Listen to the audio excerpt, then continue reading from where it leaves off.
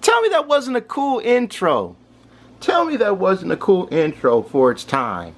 Even if this is a Sony PlayStation game. Alright, you guys. I normally don't do this on an episode 0, but I'm going to do this anyway. The year is 2000 on the Sony PlayStation. Kart games like Mario Kart are the king of the crop. However, even though this isn't a 64-bit console, Mario Kart also has rivals. So for this introduction, I'm just going to do a little bit of housekeeping. So, allow me to introduce myself to all of you. Oi YouTubers, it is I, 3Hellgear, and this is episode 0 of the Rusty Retro playthrough of the game Speed Punks, or if you live in the second part of the world, Speed Freaks. The game was originally made by Funcom's team who reside in Ireland. That's right, Ireland. Yeah, this is some Irish gaming right here.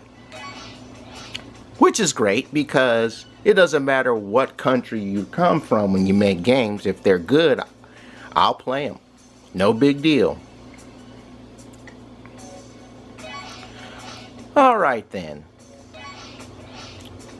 Now that I've taken care of that bit of housekeeping,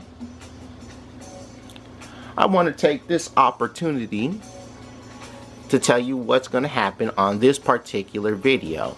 You know, most of the times when I do an episode 0, it's, like I said, more of me introducing things as far as this game goes.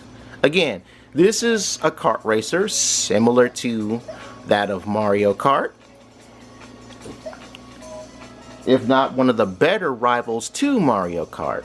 That being said, let's introduce the characters, which are referred to in this game as the Speed Punks. This is the Speed Punks honor roll.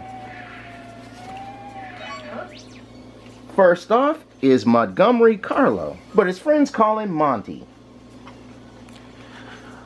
As you can see by the stats, Monty is essentially the Mario of this game.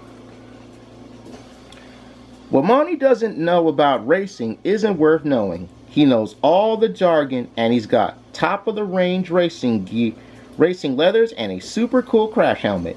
He's determined to be in pole position all the way, and he is the most dedicated of all the Speed Punks. The only thing that can break his concentration is his pet dog, Cosworth. Cosworth loves nothing better than a long drive on a Sunday afternoon, the wind flapping his ears and waggling his floppy tongue. The only thing is, the dog insists on doing the driving.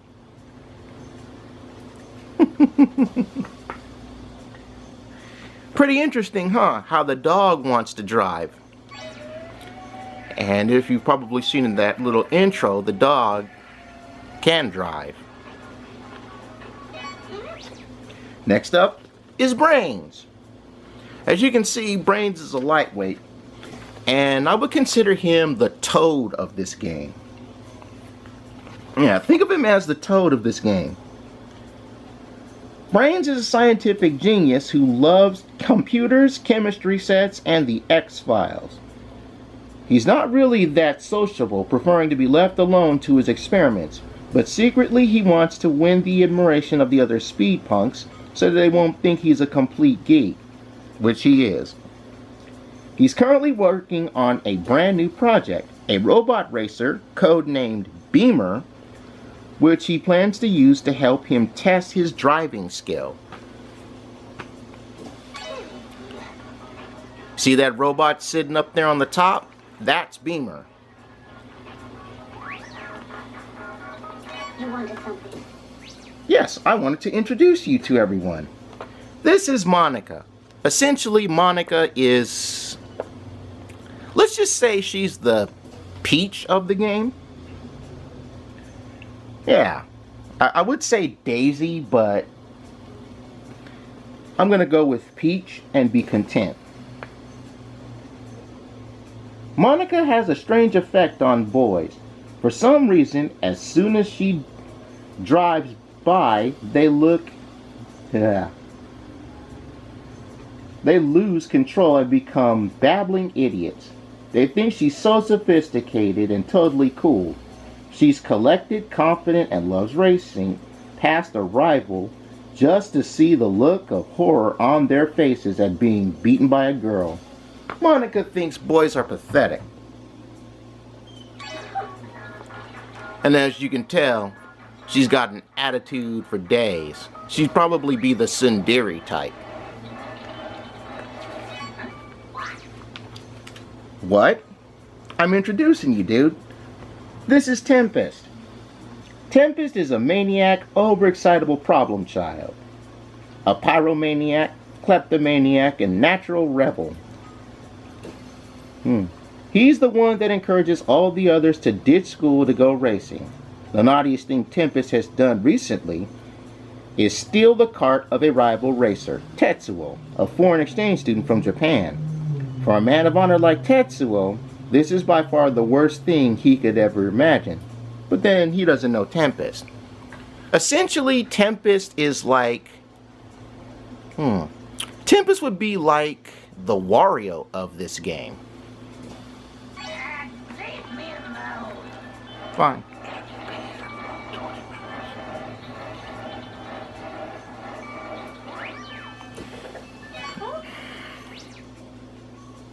Next up is Tabitha, the crybaby we saw in the intro.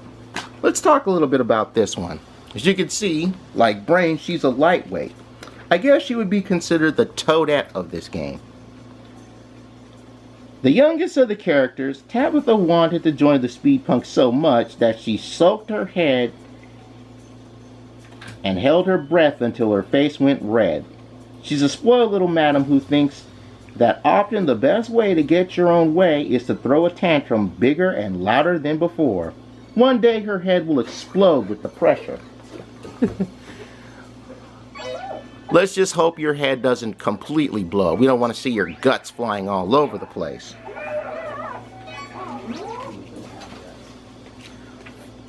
Finally, there's Buster and Wedgie. Essentially, as these are two people, you can think of them as the Rosalina and Luma of the game. You know, back in Mario Kart Wii when Rosalina drove with the Luma at her side. Buster looks like a complete thug. He's been held back in school so many times he's older than some of the teachers, and he takes his role of school bully very seriously. Everyone thinks he joined the Speed Punk so he could nudge all the racers off the track. But it's really because he loves the ticklish feeling he gets in his stomach every time he soars over a jump point on the track. Despite the fact that he's hated by other kids, Buster's mother thinks he's her little angel.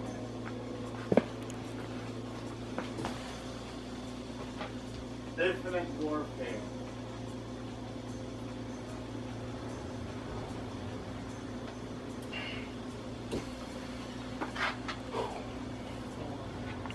You'll have to excuse me, I'm still kind of feeling a bit under the weather right now. Okay. A natural coward, Wedgie loves to help Buster pick on the other kids. He refuses to leave Buster's side, not because it makes him look tough, but because, like all bullies, he knows that everyone would beat him up if he were on his own. Even little Tabitha. So essentially, he's a sissy.